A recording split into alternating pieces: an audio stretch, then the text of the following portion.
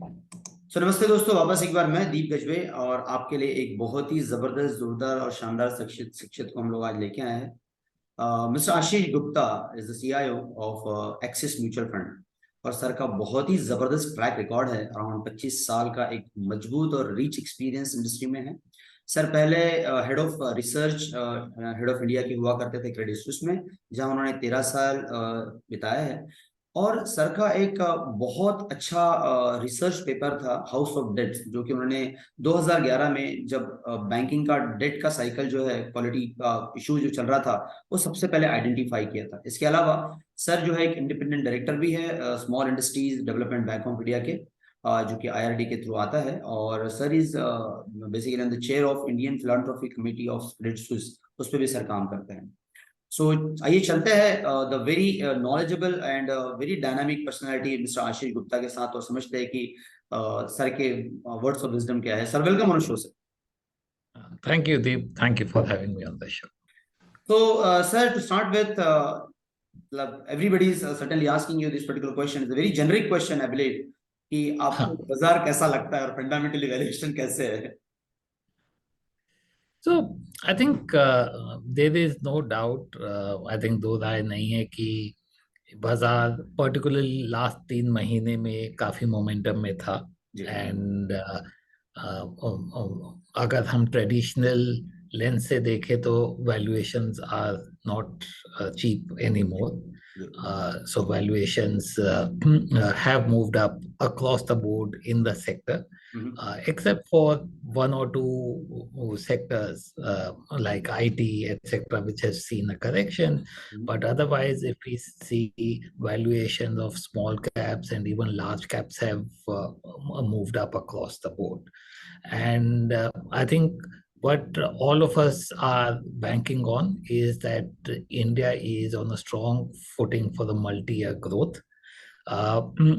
So while valuations look expensive on a 1 or 2 year time horizon, but अगर आपका 5-6 साल का time horizon है, then given the growth that is expected to come through consistently, you will still have good opportunities to make returns on your investment. So I think I will summarize it by saying कि yes, valuations are expensive, and from this level, in the short term, you can't have very strong expectations. But if you are an investor with multi-year view, I think it is still a good market to be invested in and keep investing in. Super, thank you sir. So लेकिन irrespective of valuation, run up बहुत अच्छा हो गया, तो ये जो पैसा आया, how stick is this liquidity in the market? That is my first question. And is the premium for next 3 to 4 year के ग्रोथ के हिसाब से अगर देखा जाए, तो भी ये एक्सपेंसिव है या ये एक्सपेंसिव नहीं है, अगर मैं 3 से 5 साल, 6 साल के 7 साल की बात करता हूँ तो? So I think अगर मैं आपका पहला क्वेश्चन लूं कि how sticky is this liquidity, right? I think what is very interesting is that a lot of this liquidity has come from domestic investors, right? अगर हम last 2-2.5 साल का track record देखें of foreign investors, 2021 और 2022 में actually foreign investors were net sellers, and they sold about $40 billion, if I recollect correctly. This year they have invested, there has been net inflow of about $15 billion, right? So अगर हम last 2-2.5 साल का aggregate amount भी देखें, so there is actually still a net negative flow from foreign investors. So I think that is actually comforting, that it is not hot money that has come into the market and really led a spike in valuations. I think a lot of foreign investors are still underweight. They have been probably not too comfortable with the valuations in the market. The second thing that, as you know, has happened is that globally interest rates have gone up very sharply. Right. So agar US interest rates in little over a year are up more than 5%.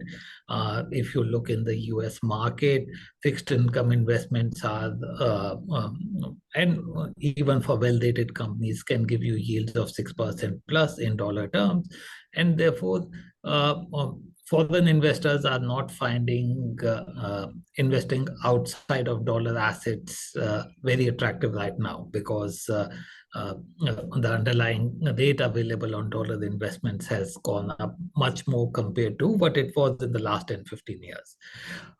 So what has led to this liquidity in the market? A large part over the last 2.5 years is been through retail investment. I think it is sticky, because if I see most of the money that has come in the last 2 years has actually come through SIPs, right? And if I look at inflows into the domestic mutual fund over the last 2 years, 75% of money is through SIPs, right? And I think what has happened in the industry is that people have started to look at equity not just as an investment but as an asset allocation, right? And ये आप और आपके client से बेहतर लोग नहीं जानेंगे, and I'm sure आपके नंबर भी इन्फ्लोस के ऐसे ही होंगे. Right. Most of the people are investing in SIP rather than lump sum today, right? So that gives me confidence that this is not liquidity that has just come in looking at people investing a lump sum because last 3 months have been good, etc. So people are investing for the longer term. And as I mentioned earlier, and to answer your second part of the question, that on a multi-year basis, there is still opportunity to make return. Of course, we need to watch that growth comes in as expected, because on a multi-year basis, buying the market at more than 20 times earning will only make sense if earnings compound over this period of time, right? So if earnings do not grow during this period of time, I don't think even extending the time horizon makes sense. But as we have seen in the last 2 years, corporate profitability is moving up strongly. I think profits companies के अच्छे हैं, उनकी balance sheets clean है, Right. and therefore on a multi-year basis it is still a good opportunity. Great.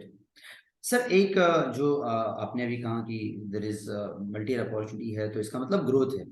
So but everybody speaking about growth है, government भी बोल रही है, मोदी जी भी बोल रहे हैं. तो एक थोड़ा सा और डीप डाइव करूंगा, बिकॉज मैं आपके लेंस से समझना चाहता हूँ इस क्वेश्चन को कि what is really a growth perspective on a ground basis as a real growth, और ऑन पेपर और ऑन ग्राउंड इसमें क्या गैप है, और अगर है तो कितनी है, या फिर सिर्फ सोशल मीडिया पे है, या there is hype about India because everybody speaking about that.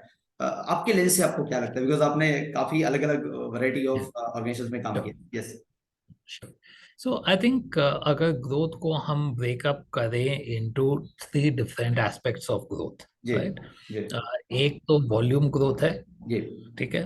Volume की आप अगर साबुन बेच रहे हैं तो कितने साबुन बेच रहे हैं, ठीक है? दूसरी वैल्यू ग्रोथ है कि टोटल आपके साबुन की सेल्स में की वैल्यू में कितनी इंक्रीज हुई है, राइट? और तीसरा है कि आपके उसके ऊपर प्रॉफिट कितना बन रहा है, right?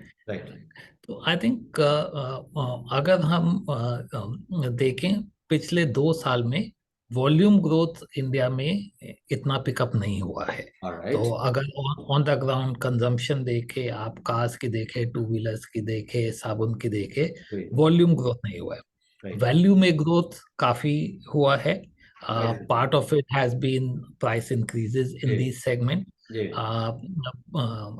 Some of it is inflation linked, but also some of it is driven by improvement in affordability, people going for better quality of products, and because value wise there has been an increase, and companies costs are under control. If you see, profit growth has been quite good. So अगर corporate India की profitability देखें, it used to be a few years ago only 2% of GDP. That has now improved to 4% of GDP. Wow, so Right? stable. So I think that has been the story of the last 2 years. Yes, going forward, I don't think it can continue on this form. All right. What we need is volume growth also to come back. We are seeing currently volume growth coming back in certain B2B segments, in certain industrial segments, because capex demand from its low is coming back. Sectors like real estate, etc., are doing well. It is also visible in some high-end consumption segments. But one place where we still have not seen volume growth coming back is really lower income consumption items. So अगर आप retail consumption items broad based देखें, their consumption volume growth has not picked up. Our expectation is that cyclically, because it has been under pressure now for 3 years since COVID, because inflation is coming down, I think that is something that should start to happen in the next 6 to 12 months. So I think that will be the big driver of the change in growth trajectory over the next 6 to 12 months, when the broad-based consumption volume growth also picks up. Wow, great. So now as you आपने जो कहा कि consumption में बहुत आपको volume based growth दिखती है, तो मेरा नेक्स्ट क्वेश्चन से कनेक्टेड रहेगा कि अगर मैं ऑटो से लेके कंजम्पशन तक, पीएसयू से लेके तो फार्मा तक, और you can say capital goods से लेके तो मैं इधर रियल एस्टेट की अगर बात करूं, तो आपको सेगमेंट वाइज अपॉर्चुनिटी कहाँ दिखती है और कहाँ आपको कौन सा सेगमेंट थोड़ा महंगा और कौन सा सेगमेंट थोड़ा चीप नजर आता है? So actually, at Axis, our philosophy is not to focus too much on the top down only. Yes. So I think across segments, across sectors, we try to find companies.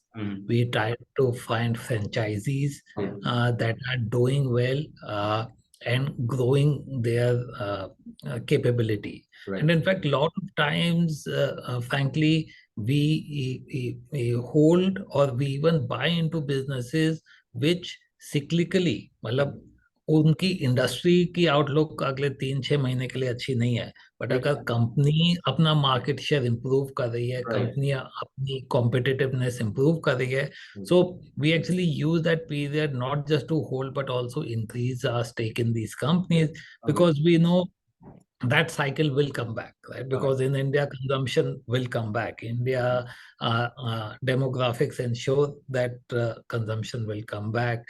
India's per capita income is low.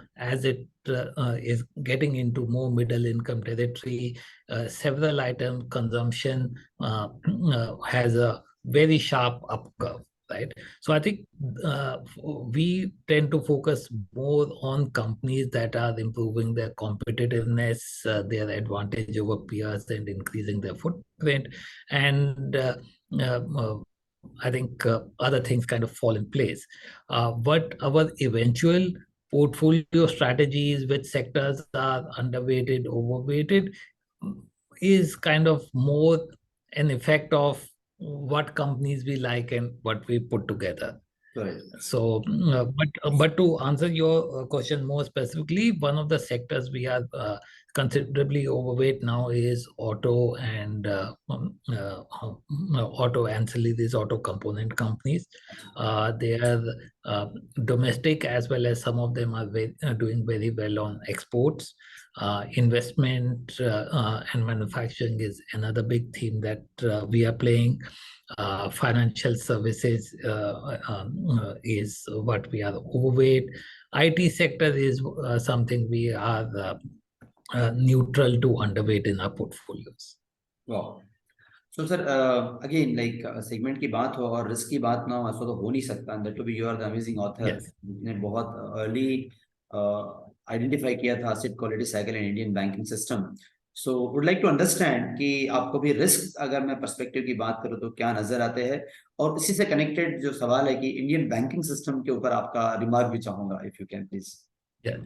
So I think Indian banking system की बात करी जाए तो I think last 15+ साल में हमने कभी banking system को इतना स्ट्रांग देखा नहीं है। वाह। I think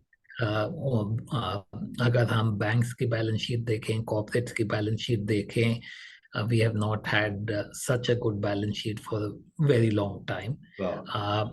I think incrementally भी अगर हम देखें, I think we need to watch the retail part of bank loan books more closely rather than corporate, because corporate banks have become very, very risk averse. Retail is something they've grown more aggressively over the last few years, and within that, unsecured retail is something that we need to watch for. अभी तक वहां भी there is no signs of stress, but that is something where we need to watch. But what I would like to say is that risk has many faces, right? So asset quality is one type of risk, right? I think increasingly, as we are thinking about which banks will do better or which financial institutions will do better, the risk we have to actually consider is technology risk, Okay. right? Because financial services is becoming more and more about technology rather than traditional financial Right. services. Right. And we need to see the risk in two ways. If what is the potential cybersecurity risk with these institutions, right? The second is, are these companies, businesses being able to transform as new technologies is coming in? Because uh, uh, ability of disruption in market share and in profitability is very high as some of the new forms of doing businesses digitally is coming. So I think rather than just look at asset quality risk, we have to look for risk that may come in other forms, and effectively it will impact market share and profitability. Sorry. Great. Now, so coming to the very, very fundamental question, because आपने अभी join किया है Axis and like Yes. doing great as well. So changing the top management, is there any change in the Axis का जो obsession है quality को लेके, Yes. उसमें कुछ बदलाव आया है क्या? And your one Sure. message on behalf of the Axis for the investors. Sure. So I think one thing we want to say is that we are very clear that all the companies coming in our portfolio, uh, whether in equity fund or debt funds, they will continue to go through a very strong diligence process. So we are not going to dilute that.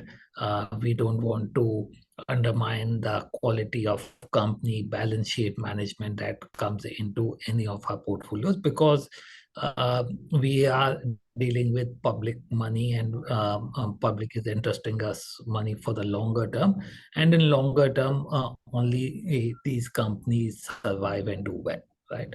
Having said that, I want to differentiate into saying that we will not do only one style.